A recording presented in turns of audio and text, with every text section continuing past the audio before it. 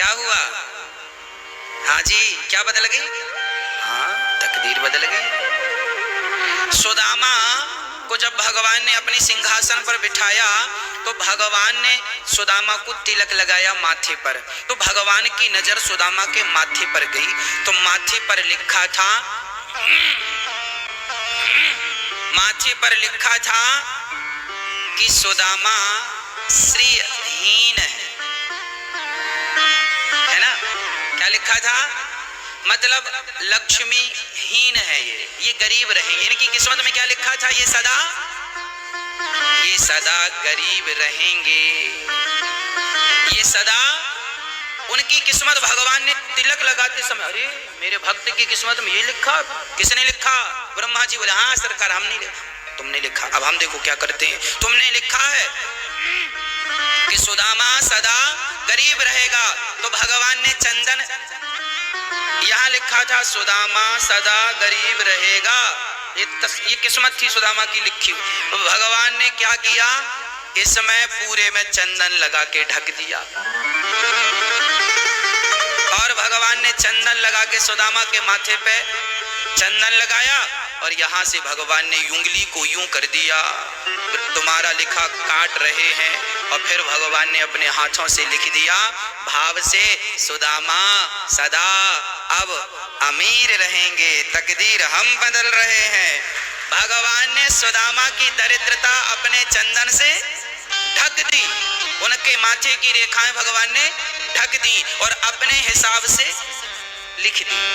हाँ जी, तो भागवत ऐसी हैं, भगवान ऐसी हैं। मेरे माथे पर लिखा है कि मैं गरीब रहूंगा, पर मेरे बिहारी जी चाहेंगे तो मेरे माथे की रेखाओं को बदलने की ताकत रखते हैं ना, वो सब बदल देंगे। मूकम करोति वाचालम पंगुम लंघयते गिरिम यत् कृपा तमहम वंदे परमानंदम माधवम। मूक होहि वाचाल पंगु चढ़हि गिरिवर गहन, जासु कृपा सु दयाल द्रवहु सकल कलिमल दहन। क्या कहते हो? ये भगवान है। ये जो तुम्हारे सामने बैठे हैं ना, हमारे श्याम सुंदर, इनको हल्के में मत लेना। ताके कहे तकदीर बदल जाता है। तुम्हारे माथे की रेखाओं में कुछ गड़बड़ लिख दिया होगा, ब्रह्मा जी ने धोखे से, ठाकुर जी ठीक कर देंगे। अरे मार्कंडे जी की आयु 4 साल की थी। मार्कंडे जी की आयु कितनी थी? 4 साल। उनके पिता बड़े ज्योतिषी थे। उनको पता लग गया मेरे छोरे की आयु 4 साल। बड़े रोए, हे भगवान मेरे बेटे की आयु 4 साल। 4 साल गुरुओं से पूछा, गुरु जी आयु कैसे बढ़े, आयु कैसे बढ़े, आयु कैसे बढ़े? बोले भगवान ने तो लिख दिया, अब कैसे बढ़े? नहीं, कुछ तो उपाय होगा, कुछ तो उपाय होगा। क्या उपाय है?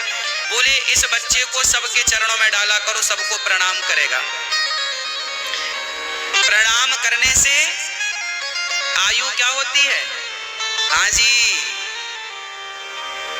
आयु विद्या यशो बलम अभिवादनशीलस्य। हाँ, क्या क्या बढ़ता है? आयु विद्या यशो और बलम, बल। हाँ जी, वही वाला बल जिस बल के आध्यात्म बल, भक्ति ज्ञान का बल। आप अपने बच्चों को चरणों में डाला करो, जो मिला सबको प्रणाम करो। मैयाओं को प्रणाम करो, पिताओं को प्रणाम करो, गुरुजनों को प्रणाम करो, अतिथियों को प्रणाम करो। माथा टेक टेक के प्रणाम करें। मार्कंडे जी के पिताजी घबराए, छोरा मर जाएगा। तो उनके गांव में कुछ महात्मा लोग आए तो बच्चे को सबसे पहले ले जाके पांव में डाला, जाओ साष्टांग प्रणाम करो, लेट जाओ। तो वो बच्चा छोटा लेट गया तो संत तो दया उठाए, ओहो कितना प्यारा बच्चा है, दीर्घ जीवी भव, भगवान खूब लंबी आयु दें। संतों के मुंह से आशीर्वचन निकल गया। अब जब निकला तो उनके पिताजी ज्ञानी थे, मार्कंडे जी के गुरुजी, आपने कह दिया दीर्घ जीवी भव और ये कल मरने वाला है, इसकी आयु कल पूरी हो रही है, 4 साल कल पूरे हो रहे हैं। अब साधुओं ने कहा राम राम राम, अब तो दे दिया सो दे दिया, तीर कमान से बात जवान से गई सो गई, अब थोड़ी वापस आएगी। अब कह दिया है, होगा।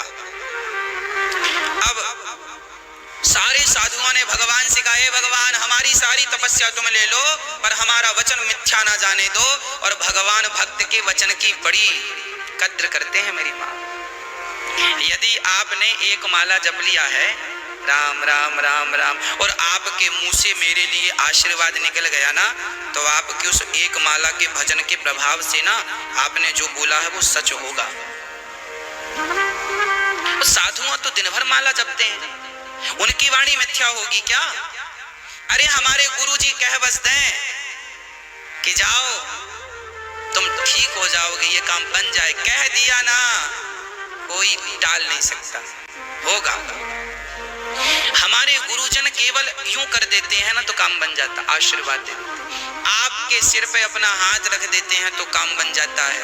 हाँ जी, गुरु केवल आशीर्वाद दे दें, गुरुजनों का दर्शन हो जाए तो काम बन जाता है। अब सारे साधुओं ने कहा भगवान अब हमारी सारी तपस्या ले लो पर इसके रक्षा करो। तब भगवान वहां पर लिखा है कि मार्कंडेय जी को संतों के आशीर्वाद से इतना आशीर्वाद मिल चुका था कि भगवान को उनकी आयु बढ़ानी पड़ी। और जानते हो कितनी बढ़ी? कितनी? एक कल्प कितना बड़ा होता है? 1000 चतुर्युग गुजर जाएं, सतयुग, त्रेता, द्वापर, कलयुग, ये चारों। कलयुग की आयु है 4,32,000 वर्ष। कलयुग की आयु कितनी है?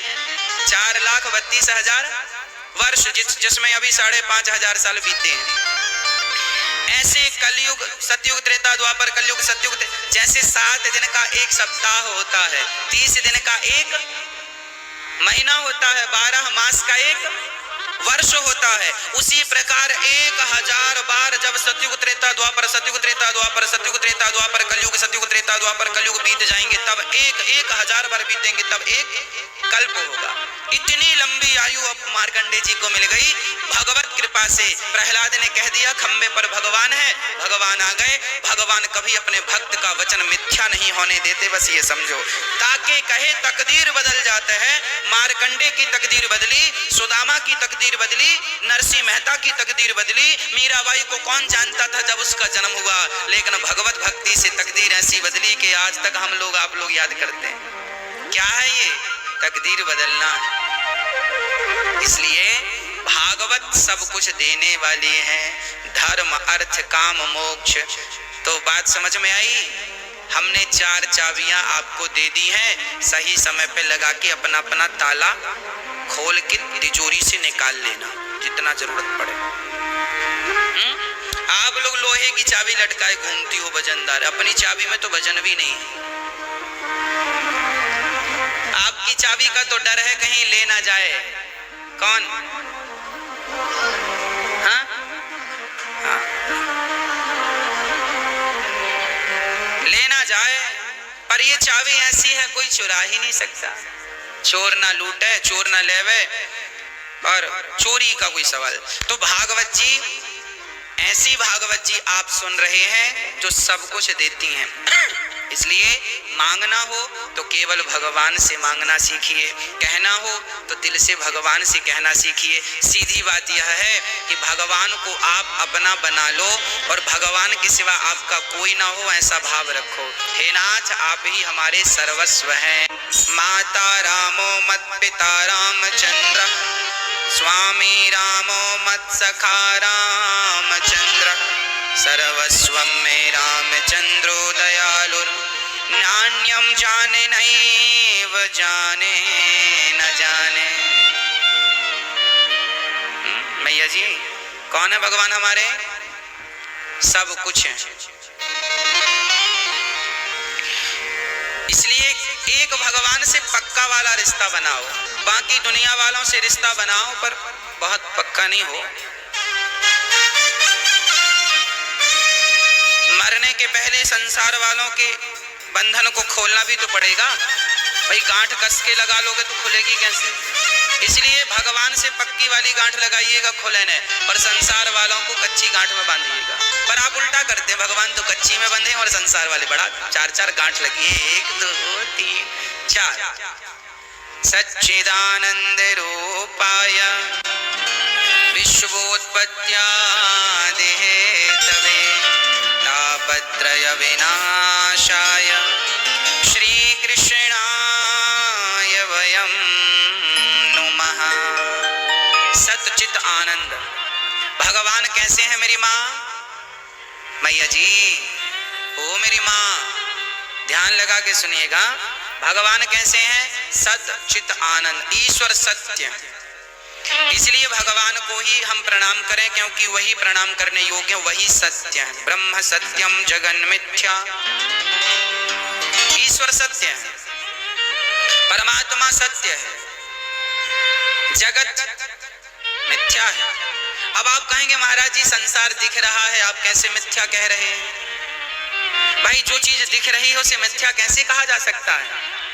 हाँ वैसे ही मिथ्या है जैसे आपने रात में कभी देखा हो, एक बार क्या हुआ, घर के सामने रस्सी पड़ी थी, हमारी आंखों में दिखाई पड़ा सांप थी रस्सी, पर हमें क्या लगा? अब हमने वो चिल्लाया, सुनो सुनो भैया वो सांप है। आए लाठी लेके लोग, कहाँ सांप? वो सांप। ध्यान से देखा, लालटेन के प्रकाश, लालटेन जानते हैं, देखा प्रकाश, अरे सांप नहीं है, रस्सी उठा लिया। अरे राम राम, डर गए फालतू में। थी वो रस्सी, पर दिख रही थी कैसे? हाँ जैसे वो थी रस्सी पर दिख रही थी सांप, उसी प्रकार ये जगत है परमात्मा का रूप, पर दिख रहा है संसार जैसा। ये संसार कुछ नहीं, जैसे सांप नहीं है, केवल रस्सी है, उसी प्रकार परमात्मा का ही ये स्वरूप है संसार, पर अज्ञानवश, चूंकि अंधकार था ना, अंधकार के कारण ही क्या लगा? यदि प्रकाश होता तो दिख जाता कि ये सांप नहीं है, ये तो रस्सी है। रज्जौ यथा हिर्भ्रमः, जैसे रज्जू में, रज्जू मीन्स रस्सी, जैसे रज्जू में सर्प सांप की अनुभूति होती है, दिखता है नहीं, दिख रहा है कब? क्योंकि अंधकार है। अच्छा प्रकाश है तो नहीं दिखेगा। जो लोग अज्ञानी हैं उन्हें ही ये संसार नजर आता है, जो ज्ञान के प्रकाश, ज्ञान की टॉर्च से देख रहे हैं, वो संसार में भी परमात्मा का अनुभव कर रहे हैं। कण कण में हरि व्यापक सर्वत्र समान, ईश्वर सब जगह है। सी राम मय सब जग जानी, कहाँ नहीं है भगवान? भगवान है सब जगह, पर वो नजर इसलिए नहीं आता क्योंकि अंधकार है। अंधकार मीन्स अज्ञान का। आज लोगों के पास अज्ञान ज्यादा है, ज्ञान की टॉर्च तो कम लोगों के पास। जिनके पास टॉर्च है ज्ञान की, वो समझ रहे हैं कि ये स्त्री नहीं है भगवान है, ये पुरुष नहीं है भगवान है, ये चींटी नहीं है भगवान है, ये माँ नहीं है भगवान है। पर जिनके पास ज्ञान नहीं है वो तो अपनी माँ का भी हाथ पकड़ पकड़ के निकाल रहे हैं। क्यों? क्योंकि उनके पास ज्ञान की टॉर्च, क्योंकि उन्हें रस्सी में क्या नजर आ रहा है? सांप नजर आ रहा है, जबकि है वो रस्सी। उसी प्रकार ये जगत जगत नहीं है, ये जगत ही जगन्नाथ है। पर लोगों को जगन्नाथ नजर ना आकर के क्या नजर आता है? जगत नजर आता है। क्यों नजर आ रहा है? क्योंकि अंधकार है, अज्ञान का। इसलिए हमारे भीतर क्या होना चाहिए? ज्ञान का प्रकाश होना चाहिए। सूर्य कोटि समप्रभा, सूर्य का प्रकाश, करोड़ों सूर्य का प्रकाश सूत जी में था। ज्ञान का प्रकाश को कह रहे हैं ना, सूर्य कोटि समप्रभा। इसलिए भगवान इस भाव से ईश्वर सत्य है। चित मीन्स प्रकाश, वही ज्ञान का प्रकाश। परमात्मा सबके भीतर बैठा है। अब आप कहेंगे महाराज जी भगवान सबके भीतर बैठे हैं, तो क्या चोर के भीतर भी बैठे हैं? हाँ। तो क्या गलत व्यक्ति के भीतर भी बैठे हैं? हाँ। अरे महाराज जी फिर सबके भीतर भगवान बैठे हैं तो चोर फिर चोरी क्यों करता है? गलत व्यक्ति गलत क्यों करता है? फिर नहीं करना चाहिए। हाँ मैया, ओ पंचायती मैया हो गई। अब ध्यान दो,